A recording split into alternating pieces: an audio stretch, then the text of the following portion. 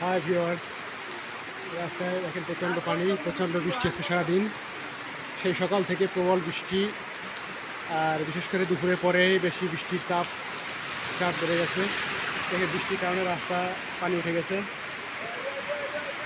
পুরো রাস্তায় পানি।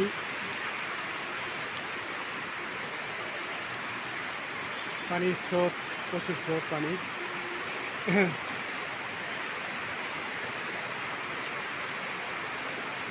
সেই সকাল থেকে এবং সারা রাত বৃষ্টির কারণে আবার সিলেট এবং সুনামগঞ্জে বন্যার আশঙ্কা দেখা দিয়েছে। তবে বৃষ্টি হলে কীভাবে অবস্থাটা। তো ভিউয়ার্স, দেখেন আকাশের অবস্থা। আকাশ প্রচণ্ড মেঘে ঢাকা এবং সারাদিন বৃষ্টি হচ্ছে একভাবে।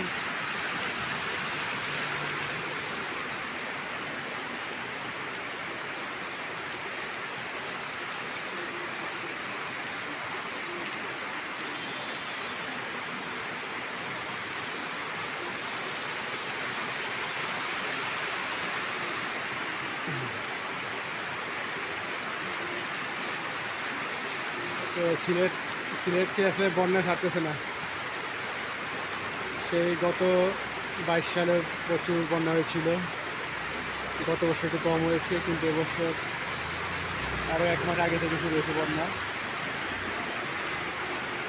আর খুব বৃষ্টি শুরু হয়, প্রচণ্ডভাবে বৃষ্টি হয়, যার কারণে আসলে প্রায় বন্যা দেখা যায়। সুরমা নদীর পানি বৃদ্ধির কারণে এবং উড়ান থেকে ঘরের পানি নেমে আসার কারণে এই বন্যা সৃষ্টি হয়।